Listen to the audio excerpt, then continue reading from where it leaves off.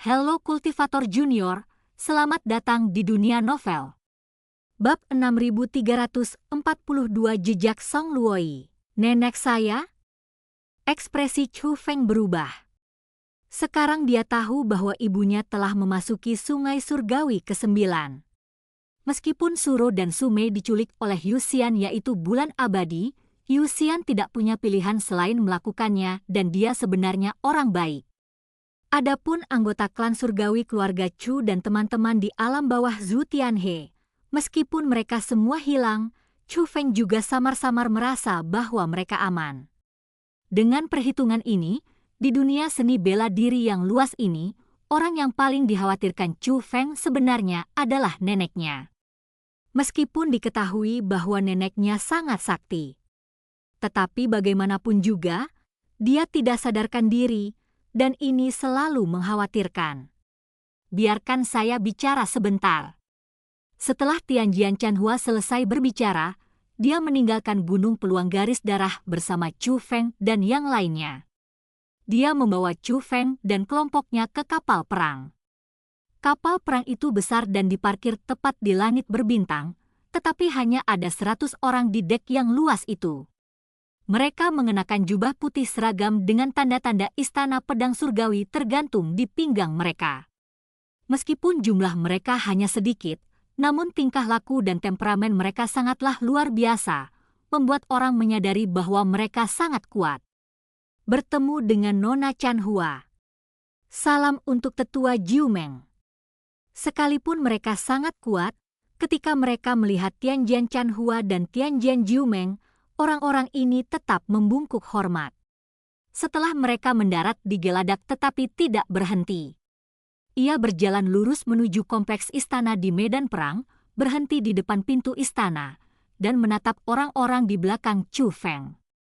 Chu Feng mengerti maksudnya, jadi dia berkata, mereka semua adalah orang-orang yang aku percaya. Melihat ini, Tianjian Chanhua mendorong pintu istana dan mempersilahkan semua orang masuk. Setelah duduk, dia berkata, nenekmu seharusnya masih hidup. Bagaimana kamu tahu? Chu Feng tampak waspada. Chu Feng telah mencari neneknya, tetapi mengapa Tianjian Chanhua tahu tentang ini? Kecuali dia menyelidikinya. Karena Tuoba Tiansui dan yang lainnya memiliki kesan yang baik terhadapmu, istanaku menyelidiki beberapa hal tentangmu. Aku tahu nama nenekmu adalah Song Luoi. Dia berasal dari sekte api naga emas. Karena bakatnya yang luar biasa, dia membuat Jia Lingyi dari sekte abadi dan Dao cemburu. Akibatnya, Jia Lingyi melakukan kejahatan tragis dengan memusnahkan sekte api naga emas. Tetapi nenekmu seharusnya tidak meninggal, karena ketika sekte abadi Dao Pil dihancurkan, apinya sangat mirip dengan api sekte api naga emas, tetapi lebih kuat. Saya harus katakan, sangat kuat. Dan baru-baru ini, istanaku menemukan seorang wanita tua di suatu tempat.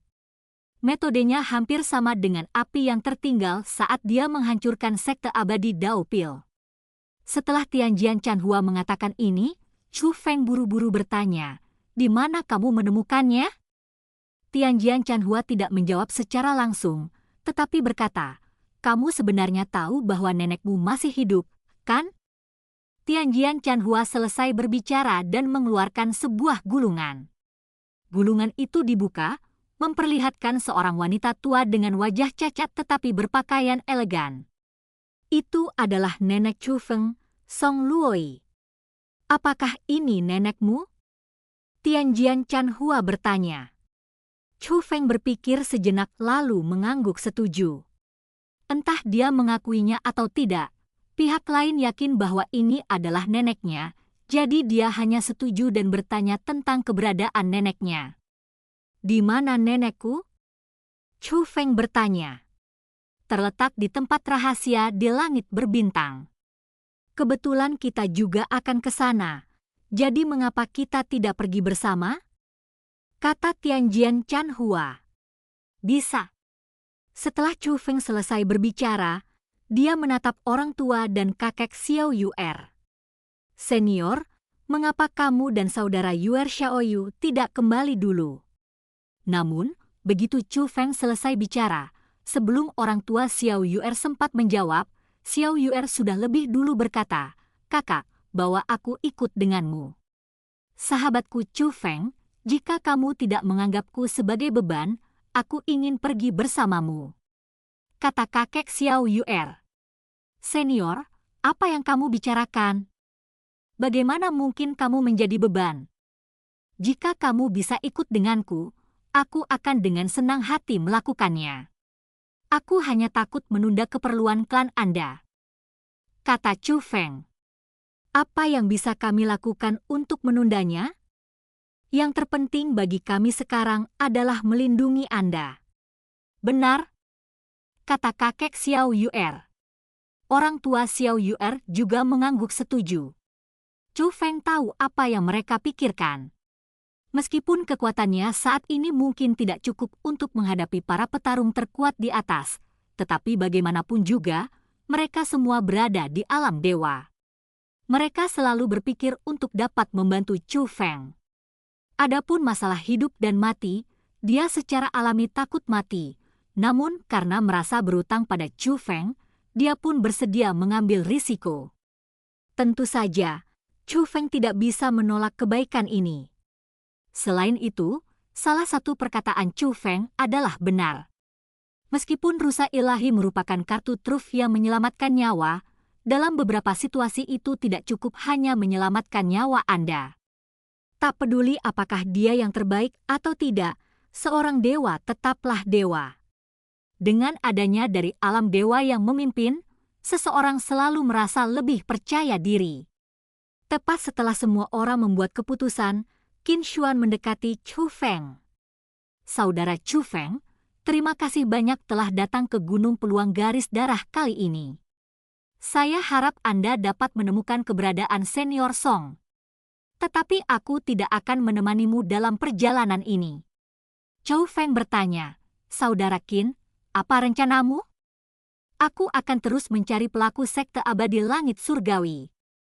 Jika aku tidak dapat menemukannya, aku akan mencoba memasuki Sungai Surgawi ke-9, kata Qin Xuan. Sungai Surga ke-9 adalah tempat yang bagus untuk dikunjungi. Suatu hari nanti, aku juga akan ke sana, kata Chu Feng. "Saudara Chu Feng, apakah kamu berencana untuk pergi juga?" Qin Xuan terkejut. Setelah itu, Chu Feng memberitahu Qin Xuan tentang rumor tentang Sungai Surgawi ke-9. Setelah mendengar cerita Chu Feng, mata Qin Xuan menjadi lebih cerah. Dia tidak tahu banyak tentang Sungai Surgawi ke-9 dan sebenarnya sedikit takut padanya. Lagi pula, Sungai Surgawi ke-9 juga dikenal sebagai api penyucian kuno. Namun, sekte abadi langit surgawi telah hancur dan dia kehilangan arah. Jadi dia pergi ke Sungai Langit ke-9 hanya untuk mencobanya. Namun setelah Chu Feng berkata demikian, dia baru menyadari bahwa Sungai Surgawi ke-9 itu sesungguhnya adalah tempat yang penuh dengan peluang, tempat di mana dia bisa membuat kemajuan lebih jauh. Di Geladak, Chu Feng dan kelompoknya mengucapkan selamat tinggal kepada Qin Xuan. "Saudara Chu, Saudara Xian Hai, Saudara Wang Qiang, Nona Yuer, selamat tinggal." Qin Xuan mengepalkan tangannya satu persatu, lalu berbalik dan pergi. Meskipun dia berada di langit berbintang, tentu saja dia punya caranya sendiri untuk menemukan jalan pergi. "Ada lagi yang mau pergi?" Tianjian Chanhua bertanya. "Tidak lagi," kata Chu Feng. Melihat ini, Tianjian Chanhua melambaikan lengan bajunya. Kapal perang itu mulai bergerak, kecepatannya semakin lama semakin cepat. Tak lama kemudian kapal perang itu memancarkan cahaya dan kekuatan penghalang muncul di sekelilingnya. Kapal perang besar ini benar-benar memasuki terowongan transmisi secara langsung. Wah, sungguh harta karun yang luar biasa. Melihat pemandangan ini, Xiao Yuer dan yang lainnya juga tercengang. Mereka telah melihat harta karun serupa, tetapi ini adalah pertama kalinya mereka melihat kapal perang sebesar itu dengan efek seperti itu. Setelah itu, Tianjian Chanhua menyiapkan sebuah istana untuk Chu Feng dan yang lainnya untuk beristirahat. Tetapi Chu Feng memilih istana dengan lebih banyak kamar tamu dan memutuskan bahwa mereka semua akan beristirahat di istana ini. Meskipun Tianjian Chanhua tidak tampak seperti orang jahat, Chu Feng baru saja bertemu dengannya dan tidak mengetahui karakternya, jadi dia tidak mempercayainya. Jika terjadi kecelakaan, tentu lebih aman untuk tetap bersama Xiao Yu'er dan yang lainnya. Tianjian Chanhua tampaknya memahami pikiran Chu Feng dan tidak mencoba membujuknya. Sebaliknya, dia memilih untuk menghormati Chu Feng. Di dalam istana, Chan, Nona Chanhua, aku punya pertanyaan, tolong jangan marah saat aku bertanya padamu.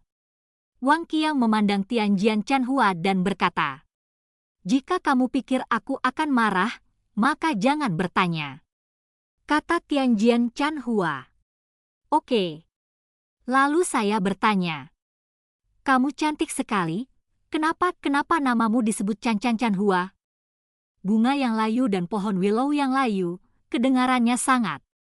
"Sial," kata Wang Qiang. Bum bum bum.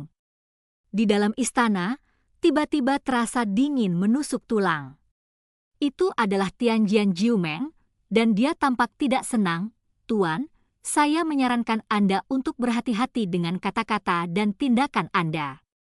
Namun Tianjian Chanhua tersenyum dan menunjuk ke matanya. "Namaku diberikan oleh ibuku." "Oh begitu."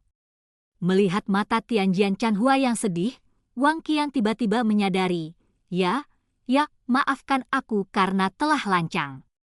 "Tidak masalah. Banyak orang yang penasaran dengan namaku.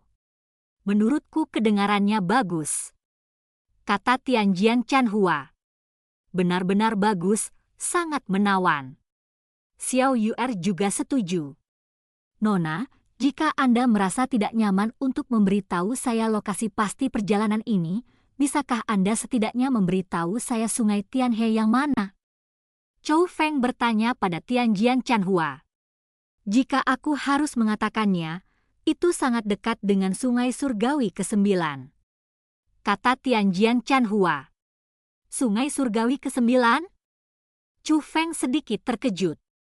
"Kamu akan tahu saat kamu pergi ke sana. Itu bukan tempat yang bisa dimasuki orang biasa, jadi nenekmu juga sangat istimewa." Tianjian Chanhua berdiri setelah selesai berbicara dan berkata, "Perjalanan akan memakan waktu. Semuanya, silakan beristirahat dengan baik. Jika kalian butuh sesuatu, katakan saja kepada orang-orang di istanaku." Setelah itu, Tianjian Chanhua dan wanita tua bernama Tianjian Jiumeng datang ke istana lain. Tianjian Jiumeng berkata, "Chanhua, apakah kamu benar-benar ingin melakukan ini?" "Ya." Tianjian Chanhua mengangguk. Mendengar ini, ekspresi Tianjian Jiumeng menjadi sangat serius. Dan cerita pun berakhir, sampai jumpa di cerita berikutnya di dunia novel.